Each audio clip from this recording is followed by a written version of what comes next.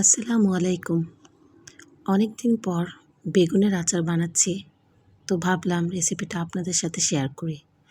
প্রথমে শুনলেই মনে হবে বেগুনের আচার, এটা আবার কেমন? বাট ট্রাস্ট মি, এটা খুবই মজার।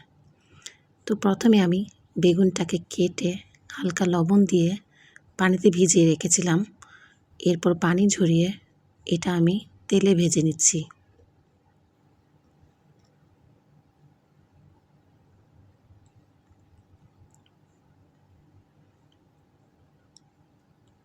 এই আচারটা পোলাও, খিচুড়ি সব কিছুর সাথেই অনেক বেশি মজা লাগে।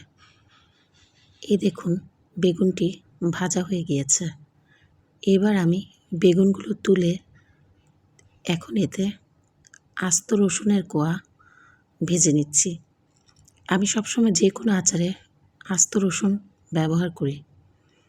এখন আমি একটি প্যানে সরিষার তেল নিয়ে নিলাম, আর এতে দিয়ে দিলাম শুকনো মরিচ। শুকনো মরিচটা হালকা ভাজা হয়ে গেলে এতে আমি দিয়ে দিচ্ছি রসুন বাটা। রসুন বাটাটা আমি কষিয়ে নিচ্ছি।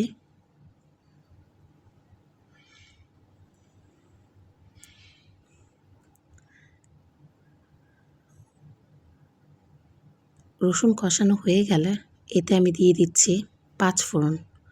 আপনারা চাইলে গুঁড়ো পাঁচফোড়ন দিতে পারেন, কিন্তু আমি আস্তটাই দিচ্ছি, এতে ফ্লেভার ভালো হয়। এখন আমি সবগুলো মশলা একসাথে কষিয়ে নিচ্ছি। এবার আমি এতে দিয়ে দিচ্ছি সামান্য হলুদ, তাহলে কালারটা অনেক সুন্দর আসবে। আর দিয়ে দিচ্ছি সামান্য মরিচ।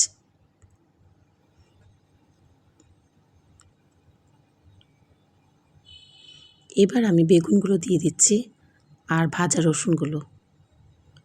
এগুলো দিয়ে ভালো মতো কষিয়ে নিচ্ছি।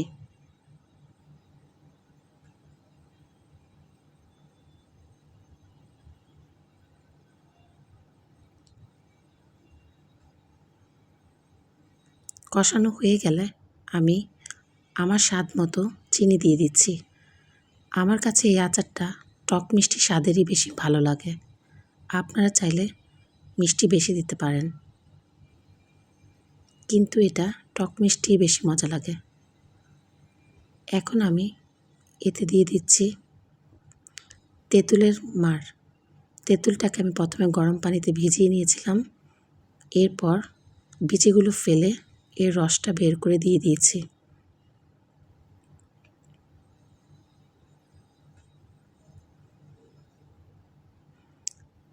আর দিয়েছি বিট লবণ আর ভিনেগার। বাস, আমার আচার রেডি।